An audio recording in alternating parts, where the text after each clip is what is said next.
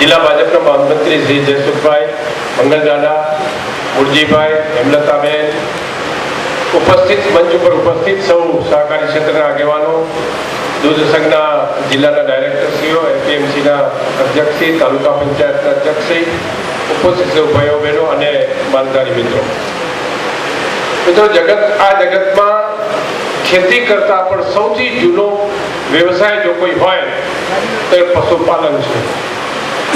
સેંકડો વર્ષો પહેલા આ દેશમાં જેની પાસે પશુધન વધુ હોય એ માણસ વધુ સમૃદ્ધ ગણાતો હતો. એટલું નહીં, પરંતુ ઇતિહાસ એમ કહે છે કે આ દેશમાં દૂધ ઘીની નદીઓ વહેતી હતી, એવું આપણે વાંચ્યું છે, સાંભળ્યું છે.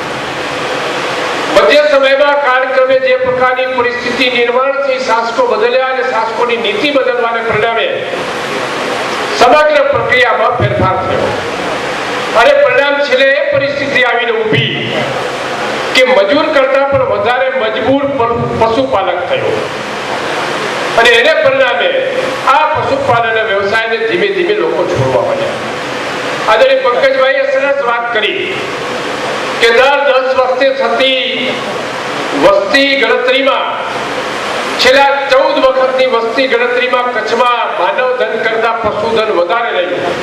છેલ્લે 2011માં છેલ્લે પશુધન કરતા માનવ ધન વધ્યું, એ પણ આ ઉદ્યોગો આવવાને કારણે. પરંતુ આવતા 2021માં જે રીતે સરહદ ડેરીએ ટાર્ગેટ બનાવ્યો છે 5 લાખ લીટર દૂધનો દરરોજ, એ જોતા ચોક્કસપણે 2021માં પણ ફરી પાછું માનવ ધન કરતા પશુધન વધી જશે.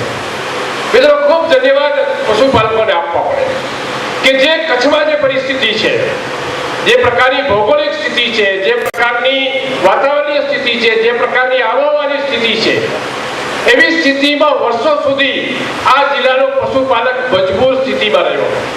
પરંતુ જેમ સમય બદલાતા જતા દિવસે દિવસે આ પ્રવૃત્તિને ખૂબ આર્થિક પ્રવૃત્તિમાં પરિવર્તન કરીને આજે આ સરહદ ડેરીના માધ્યમથી કચ્છનો પશુપાલક મજબૂત બની રહ્યો છે, મજબૂરમાંથી મજબૂત બની રહ્યો છે. મિત્રો, ખૂબ સદપ્રવૃત્તિ છે આ, પરંતુ આપણે એને વૈજ્ઞાનિક ઢબે ઉછેર કરીએ, વૈજ્ઞાનિક ઢબે પ્રવૃત્તિ કરીએ તો ચોક્કસપણે ખૂબ સારું વળતર આ પ્રવૃત્તિમાંથી મળે છે. ભાઈ વલમજીભાઈએ કહ્યું, જિલ્લા પંચાયતના માધ્યમથી અમે એક શિબિર રાખી હતી પશુપાલકો સાથેની, અને ખાસ કરીને ખારાઈ ઊંટ સાથેની, ઊંટ માટે, કારણ કે વિશિષ્ટ જાતિ છે કચ્છની. તો ખારાઈ ઊંટનું જે દૂધ ઉત્પાદક મંડળી છે, એ મંડળીઓને પણ વિશિષ્ટપણે પ્રોત્સાહન આપીને એની નસલ પણ જળવાય, એનું સંવર્ધન થાય, એની પશુપાલન પ્રવૃત્તિ કરતા પશુપાલકોને પણ પ્રોત્સાહન મળે, એ પ્રકારના પ્રયત્નો કર્યા. મિત્રો, જિલ્લા કક્ષાની બેંકની DLRCCની બેઠકમાં પણ પશુપાલકોને નાણાકીય લાભ મળે, લોનના સ્વરૂપે સહાય મળે, એ પ્રકારના પ્રયત્નો પણ વખતો વખત બેંક સાથે કર્યા છે. કારણ કે કચ્છના મોટાભાગના વિસ્તારમાં પશુપાલકો પાસે જમીન છે, પરંતુ બની જેવા વિસ્તારમાં પશુપાલકો પાસે પોતાની કહી શકાય એવી જમીન નથી, એટલે બેંક ગેરંટી આપતા નથી. એટલા માટે બેંકોને ખાસ કિસ્સામાં આવા પશુપાલકોને પણ આર્થિક સહાય અને મદદ આપવા માટેની પણ ભલામણ અને વિનંતી વખતો વખત કરી છે. અને એના પરિણામ સ્વરૂપ ગાય માટે મિનિમમ 25,000 રૂપિયા અને ભેંસ માટે 40,000ની મર્યાદામાં બેંકોએ લોન આપવાની નીતિ પણ અખ્તિયાર કરી છે. મિત્રો, અભિનંદન આપવા પડે સરહદ ડેરીને કે જે રીતે કચ્છના પશુપાલકોની જે કઈ આર્થિક સ્થિતિમાં ઝડપથી ક્રાંતિકારી બદલાવ લાવીને કચ્છને ઝડપથી શ્વેત ક્રાંતિના માર્ગે લઈ જઈ રહ્યા છે, એ ખૂબ અભિનંદનીય બાબત છે. આવતા દિવસોમાં જેમ પંકજભાઈએ કહ્યું કે ઇકોનોમીનો સૌથી મોટો આધાર આ પશુપાલન પ્રવૃત્તિ છે.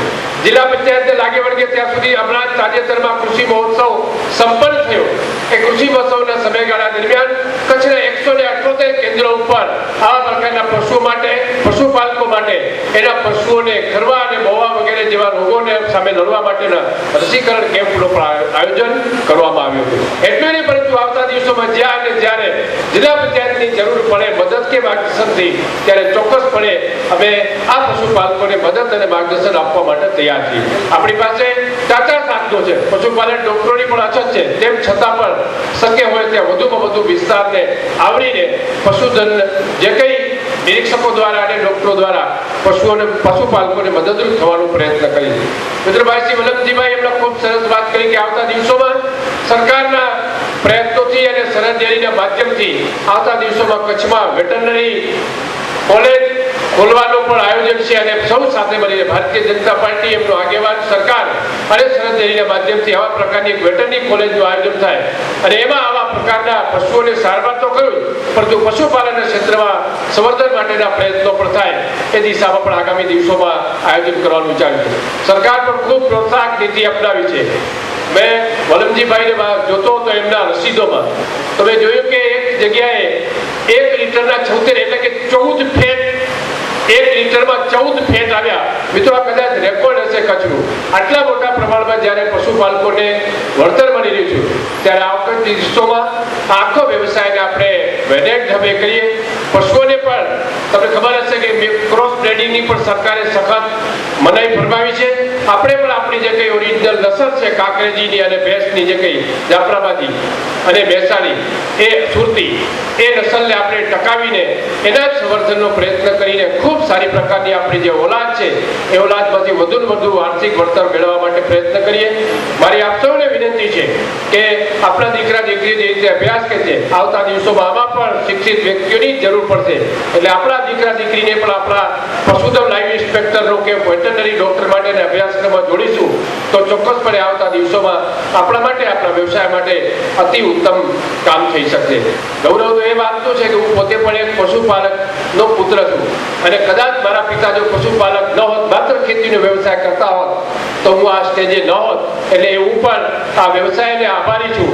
એટલી જ ઉલ્લેખ સાથે મારી વાતને વિરામ આપું છું. સરહદ ડેરીએ ખૂબ જે અભિનંદનીય કાર્યક્રમ અહીંયા આપ્યો છે, અમારું સન્માન કર્યું, પશુપાલકોને જે પ્રોત્સાહન આપીને માર્ગદર્શન આપ્યું છે એને માટે સરહદ ડેરીને અભિનંદન આપી ભવિષ્યના જિલ્લા પંચાયતના તમામ પ્રકારના સહયોગની